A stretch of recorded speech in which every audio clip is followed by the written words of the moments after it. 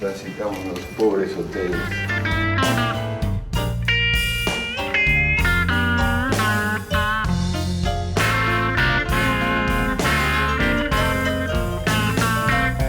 El lunes saldré a atrapar el viento. El martes voy a hacer llover.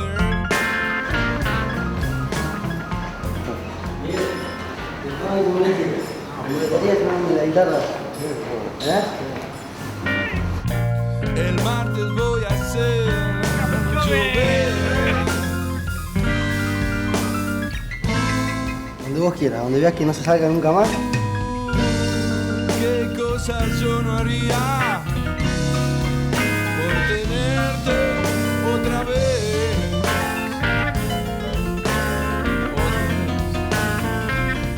El miércoles bajaré un rayo.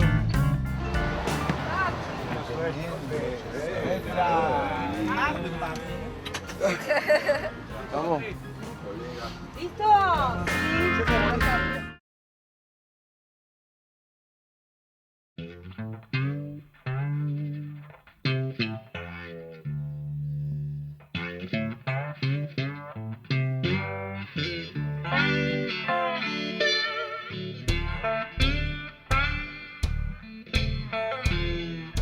El blues a mí me llega porque, tengo un recuerdo primario que es haber visto a Louis Armstrong en una película en la época en que los hermanos acompañaban a las hermanas mayores al cine. Y entonces yo acompañando a Rita, mi hermana mayor, en una de esas películas de Walt Disney había unas tomas de Louis Armstrong, ¿viste? Que me llamaron poderosamente la atención. Yo era un niño de unos 8 o 9 años, ¿no? Pero en realidad el corazón del blues y todo lo que significaba el blues lo comprendí cuando conocí a Papo. Nada de lo que ustedes hayan escuchado y lo que vayan a escuchar hubiera sido posible sin Papo. Los hombres crearon dioses. Llego a través de un amigo en común. Él un día fue a ver a la pesada del rock and roll, a Billy Bond y la pesada del rock and roll.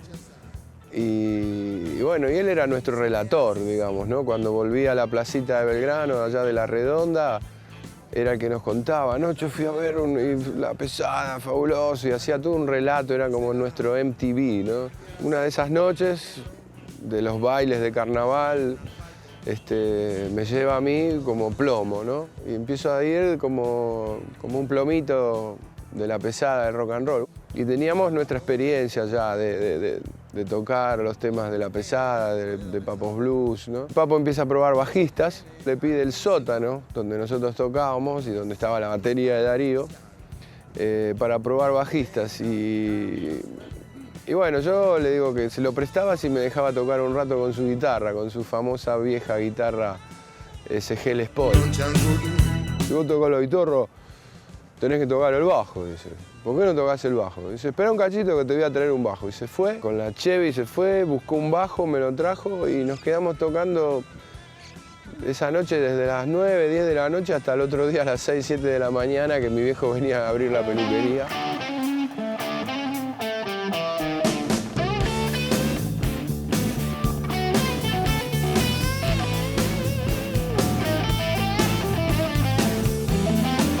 Yo toqué unos cuantos meses nada más, pero me vinieron a buscar. Había una banda que se estaba armando, unos chicos que habían viajado a Estados Unidos, que venían con unas valijas llenas de discos y con ganas de hacer un grupo, se llamaban Pirín Pin Pin y Pan. Y con un cantante que se llamaba Dicky. Y era una banda que se estaba formando y se llamaba Avalancha. Después de haber pasado. Tuvimos un tema que se llamó La Rusa se fue con los basureros, que a los milicos no fue un éxito, digamos, underground. Pero a los milicos no les gustó, qué sé yo, hubo un censor o algo que prohibió el tema. Eso por un lado nos benefició en el sentido de decir, uy, mirá, a los que le prohibieron el tema. Pero por otro lado nos coartó un poco esa posible trascendencia que te puede dar un disco, ¿no? La rusa se fue con los basureros. La verdad que era una banda bastante pesada. La policía se había ensañado un poco con nosotros, medio que nos perseguían y a los otros muchachos también. Y yo era un pibe que tenía 18 años, había cumplido ya 18 años. No quería tener problemas con la policía argentina, así que me fui, me separé, me armé otra banda. Ahí nació otra banda, yo la bauticé Tren Plateado, con César Pradines en la batería y con Beto Satrañi, que venía de Uruguay, que venía de tocar con Morris, un bajista uruguayo muy bueno y que cantaba muy bien. Entonces ahí nace Tren Plateado, ¿no?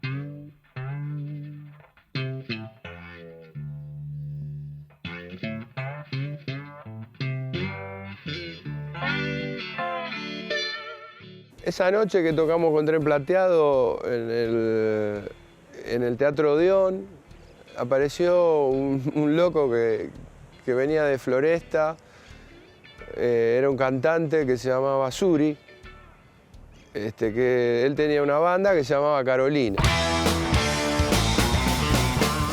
Era una banda legítima de rock and roll, de un rock and roll y de una cosa tan auténtica, con letras en castellano, y Suri era realmente un bajista y un cantante y un artista muy impactante, a mí me impactó mucho. Y fue una cosa muy loca, porque estuvimos 6 meses ensayando de lunes a lunes y tocamos en el Teatro del Carmen, hicimos un solo show y nos separamos. Y un día me llama Dicky Campilongo. Hola, Dicky, ¿qué haces? ¿Dónde me llamas? Desde Madrid, me dice. ¿Y qué haces ahí? No, me vine a tocar acá con mi hermana. Y también me llamó mi amigo Esperidina, que había sido bajista de Papos Blues también conmigo y había sido bajista de Engranaje, una banda que tuvimos con Darío y este chico Esperidina, y Gustavo Gregorio. Y me llamaron y me decían, mira, acá hay una movida terrible, hermano, acá están tocando los grupos. Se toca en todos lados, en las plazas, en las playas, en el subte. Y la verdad que me empezó a picar el bichito y bueno, un día, después de un raid medio policial y extraño que tuvimos con Papo por la avenida Corrientes, qué sé yo, dije, no, yo este país ya no me lo aguanto más, esta situación no la aguanto más. Ya habían pasado 3, 4 bandas que yo no había podido grabar. Digo, ¿cuándo voy a tener mi disco? ¿Cuándo voy a poder grabar mis cosas? ¿Qué pasa con lo mío? ¿No vale o qué pasa? Entonces sentí que había esa movida en Madrid y me fui para allá.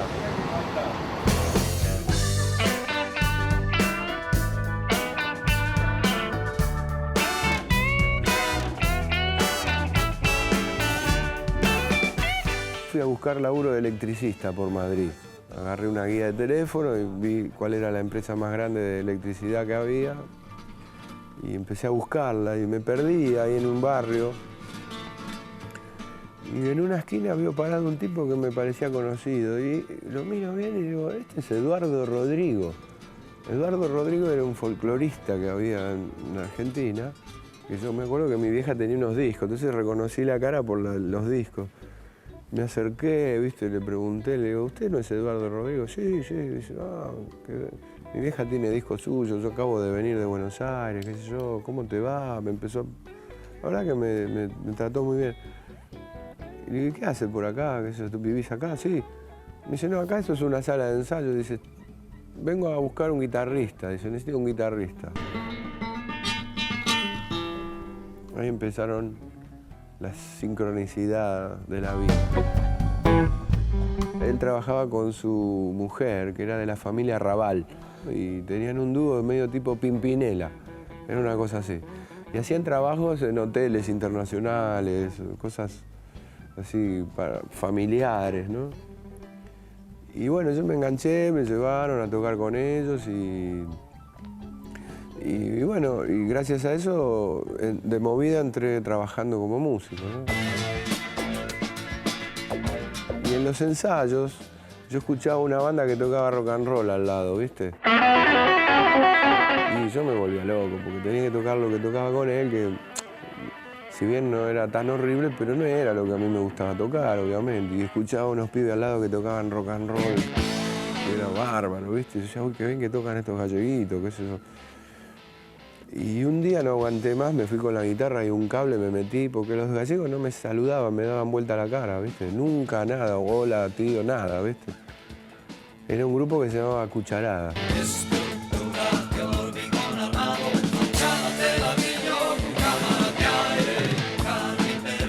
Estos son malos, yo soy más malo que ellos, ¿viste? Me metí, lo desenchufé a uno que estaba tocando y me enchufé yo y empecé a tocar. Y me miraban así con cara de malos, ¿viste? Y yo tocaba y tocaba y tocaba.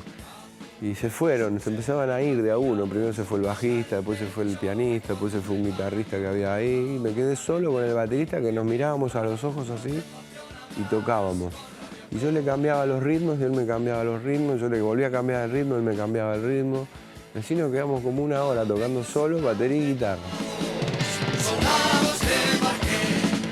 Después pasó un tiempo y un día me tocan el timbre en la pensión donde yo vivía y eran estos pibes de Cucharada.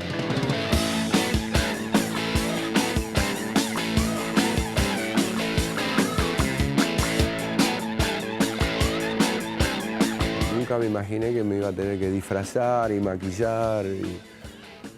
Y bueno, ahí me llevaron a un primer show, me dicen, mira, antes de que toques con nosotros tienes que ver lo que hacemos nosotros. Había que ir hasta Galicia, un viaje de 2 días. La verdad que era muy atrevido, muy lindo. Y además yo no tenía otra cosa, y no, porque este trabajo con Eduardo Rodrigo, yo la verdad que no lo quería, no lo deseaba más. Me había venido muy bien, lo agradecía mucho, todo, pero en mi fuero íntimo quería tocar rock and roll y blues, ¿viste?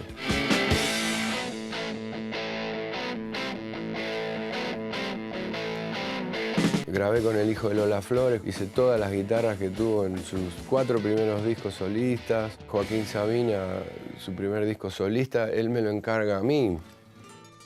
Ahí empezó mi vida, digamos, más sólida de establecerme dentro de lo que se llamó allá la movida madrileña, cosa que había sido sembrada por Aquelarre, Morris, Tequila, un grupo que estaba formado por argentinos también. Fue una época muy rica, ¿no?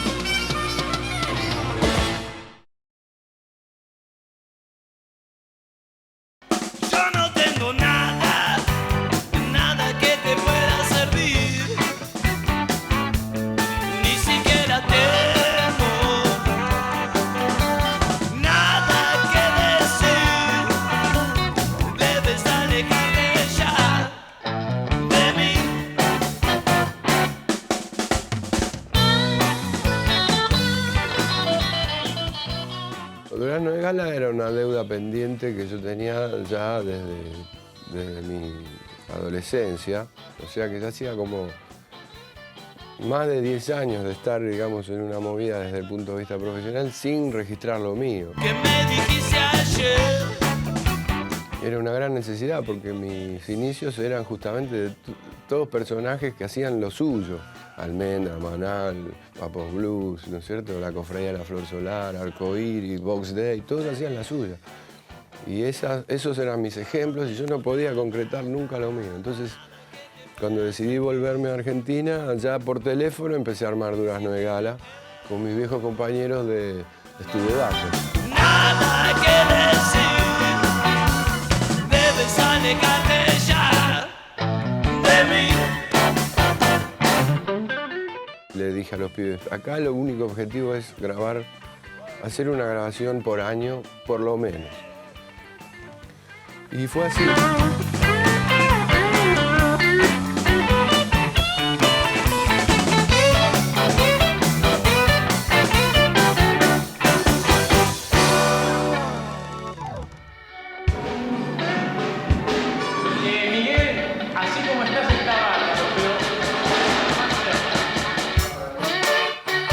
que pudimos hacer que se llamó Una vieja historia, que ya ahí tuvimos una producción importante, tuvimos un productor importante como Rinaldo Raffanelli, nos hizo trabajar duro en la preproducción, en demos, en corrección de letras y acordes, se involucró mucho con nosotros, con mucho cariño y bueno, creo que Durazno ahí mostró lo más refinado de su producción, ¿no?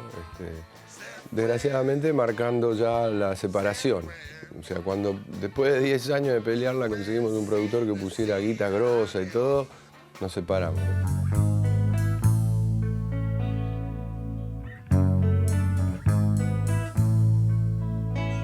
No supimos cómo lidiar con ese éxito que estaba en ciernes y empezaron las tonterías de estrellatos y los amigos de uno y de otro diciendo esto y cosas así. En vez de cuidarnos, en vez de protegernos, nos desunieron y nosotros no supimos lidiar con ese conato de desunión que había a nuestro alrededor, ¿no? La disolución de Durazno y Gala fue un hecho muy dramático, fue como un divorcio. La verdad que lo viví con mucha pena y fue un desgarro muy importante, ¿no? Porque también se desgarraban amistades y cosas en las cuales yo tenía puesta una fe enorme. Casi como que quería dejar de tocar en ese momento, en esa coyuntura. No me quedó más remedio que grabar mi primer disco, que fue el primer disco solista, que fue Trío. Y bueno, después me entusiasmé, después se me pasó un poco el drama y dije, bueno, no, ¿por qué no lo voy a hacer? Quizás este disco no sea lo mejor, pero ya vendrán tiempos mejores, qué sé yo. Y seguí trabajando.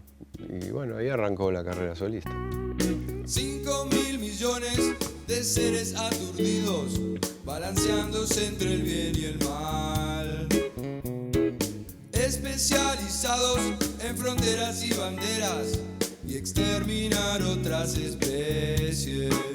Tu tierra está indefensa contra estos males, dejemos de querernos ver. Nuestra casa está en problemas, nuestra casa no da más, nuestra casa está en problemas, nuestra casa no da más. Botafogo Express. ¿Quiénes son los músicos, Miguel? El señor Fanta y el señor Pablo Mena. ¿Vos crees que la música de rock and roll y la música de blues puede curar? Por supuesto, a mí me curó.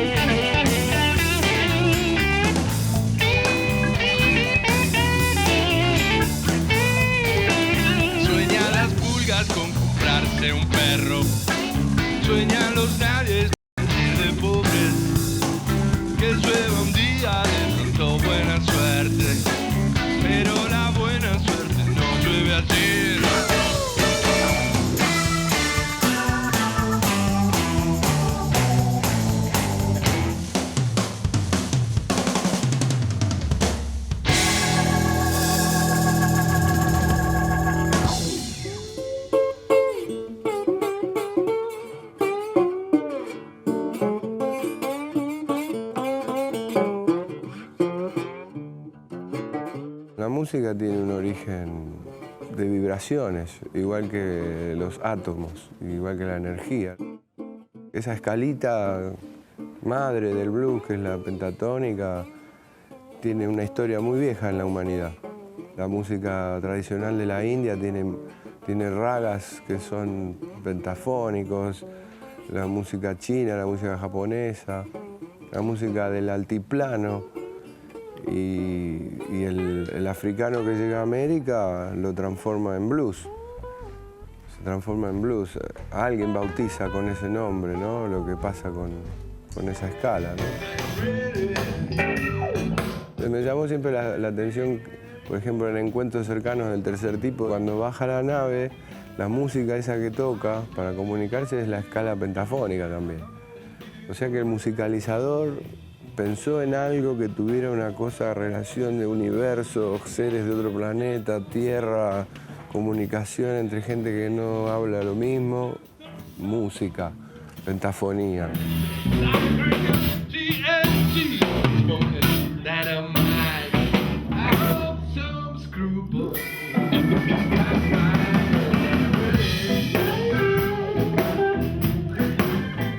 El blues sigue siendo la música del alma, donde se deja ver al músico prácticamente desnudo ante su audiencia, porque no hay forma de especular cuando uno toca el blues.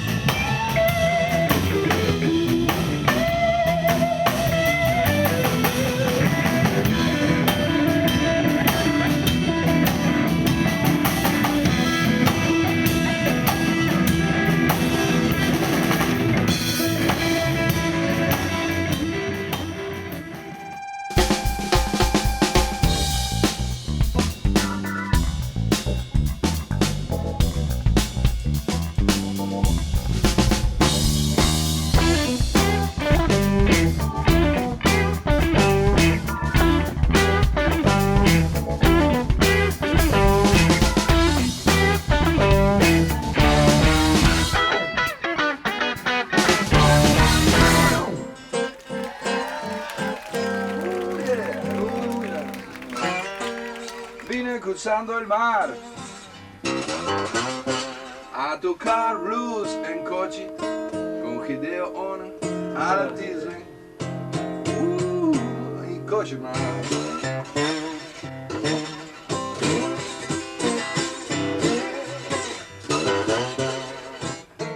A Japón llego por un amigo que vivía allá, Gustavo Gregorio. Conocí unos músicos de blues japoneses que tenían una banda que se llamaba Dudu Blues Band. Y él se hizo amigo en una gira que hizo él con Miguel Cantilo. Y le comentó que él tenía un amigo en Argentina que tocaba blues, que les iba a mandar material. Y luego él se los mandó y a estos japoneses les gustó mi material y ahí empezó. Empezó la primera gira que hice en el 99. A eso gustó. Y entonces quisieron que vaya por segunda vez, por tercera vez, por cuarta vez. Bruce, wakokoro no sokokara hiku ongaku nanoda. Una amiga mía que se llama Yumiko, una excelente pianista, que era la esposa de Gustavo Gregorio, me tradujo, ¿no?, unas palabras que yo escribí.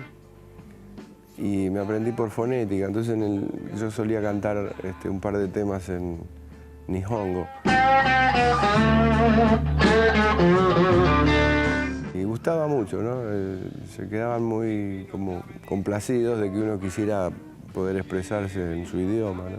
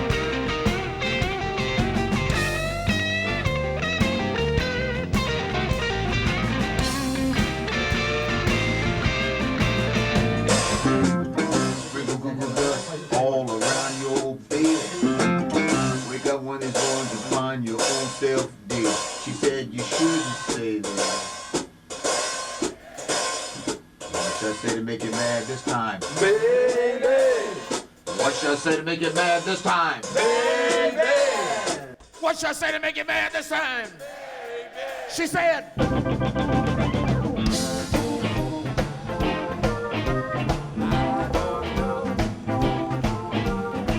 I don't know what my baby would. But Fargo, play that guitar.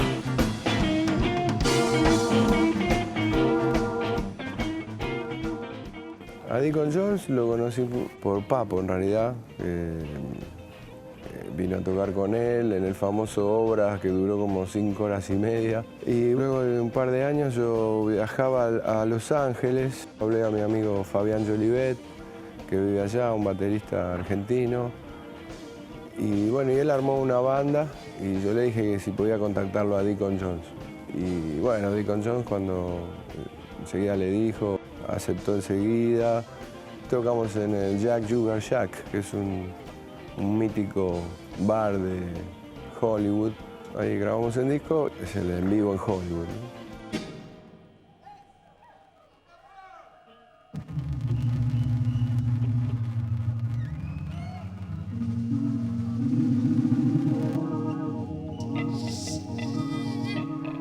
Sugar. Fooled your butt, didn't I? Ho!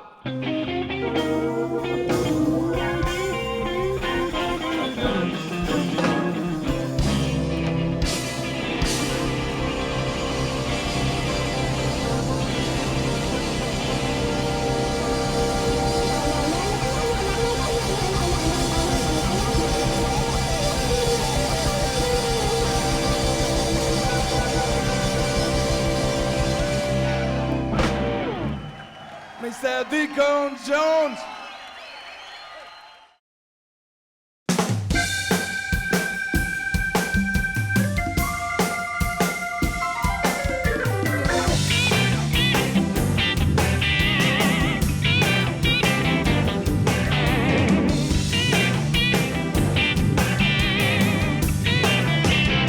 Ya va siendo hora que nos pongamos a hablar, analizar profundamente lo que es el amor. Siento que vivo equivocado, no sé lo que es amar. Yo del amor sé poco y nada, pero una cosa no sí sé, es muy poco probable que te mueras sin mi amor. Tu vida no está vacía, viva. Yo no soy tuyo y no eres mía, mía.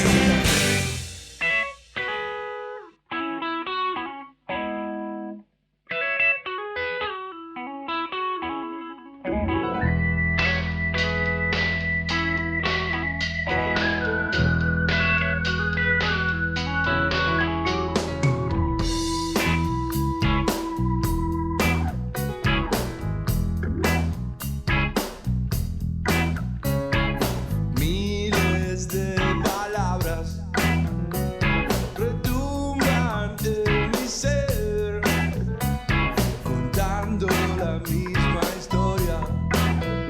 Se repiten una y otra vez. Don Vilanova nace un poco por esta necesidad de tener un disco con temas míos y con originales y que sea grabado en estudio. Bailando ante mis ojos. Lo grabo con mi hijo en la batería y también como productor, donde intervienen mis otras hijas también.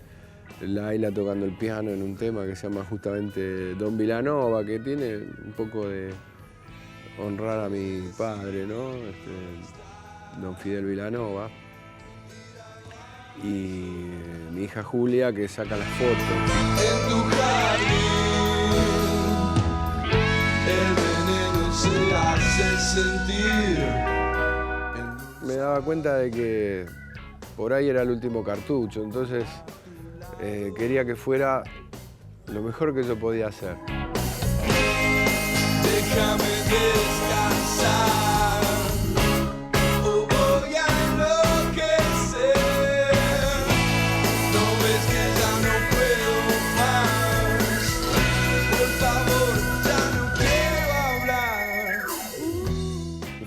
como un largo año en que yo pensaba que íbamos a grabar el disco y solamente fue grabar demos, corregir temas, desechar temas, transformar temas.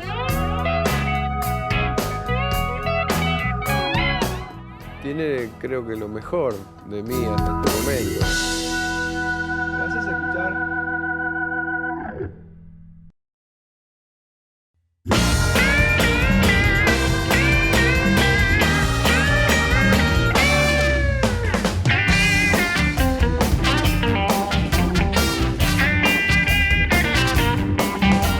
Hablé con Dios y con Satanás.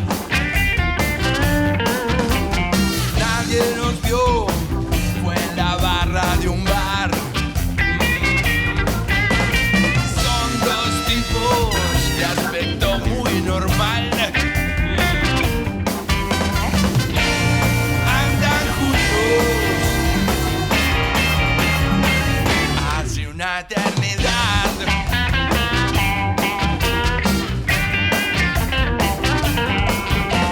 Hablé con Dios, lo vi dudar al contestar. ¿Qué le pasó a la humanidad? Quizás él metió la cola, al diablo acuso Dios. Y Satán huyó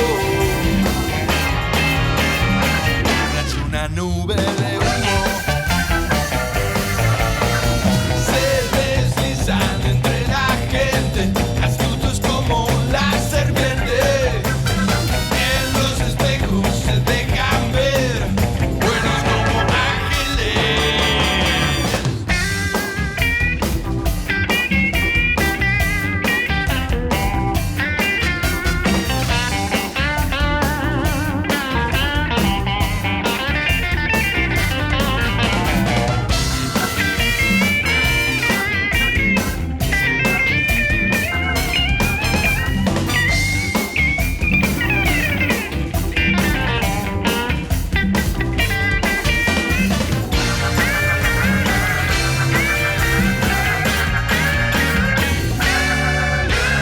Se deslizan entre la gente, astutos como la serpiente. En los espejos se dejan ver, buenos como ángeles.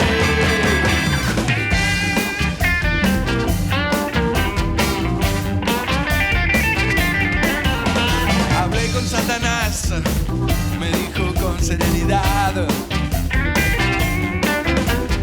todo este lío se llama libre albedrío. Los seres humanos son mi área de cultivo. Alegre sembradío de mis semillas de maldad. Se deslizan entre la gente, astutos como la serpiente. En los espejos se dejan ver, buenos como ángeles.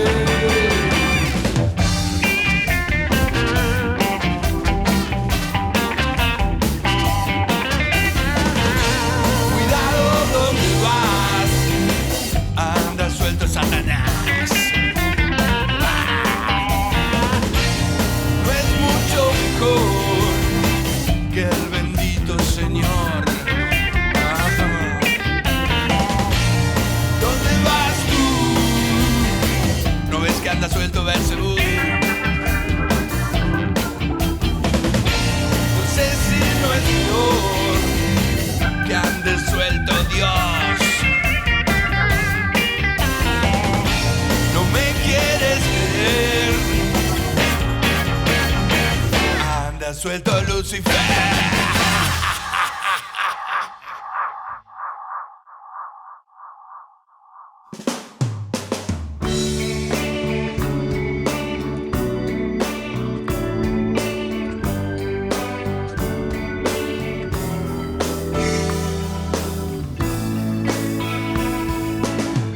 A contraluz del alba, a tu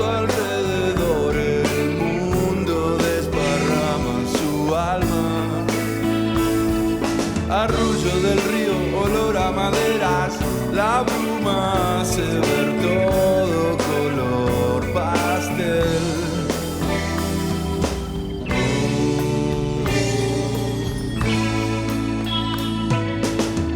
A contraluz del alba, tu figura recortada allí contra el bosque la vi. Hay una estrella que se ha quedado espiándote reflejada en las perlas del rocío.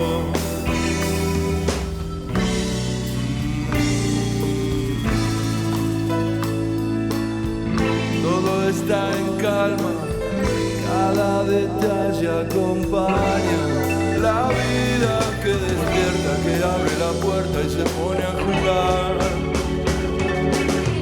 Cuando te ve como yo, desnuda, cubierta de luz, una brisa lamiéndote. El amanecer no quiere dejarte en alguna parte del cielo. Se me han cumplido deseos desde muy chico.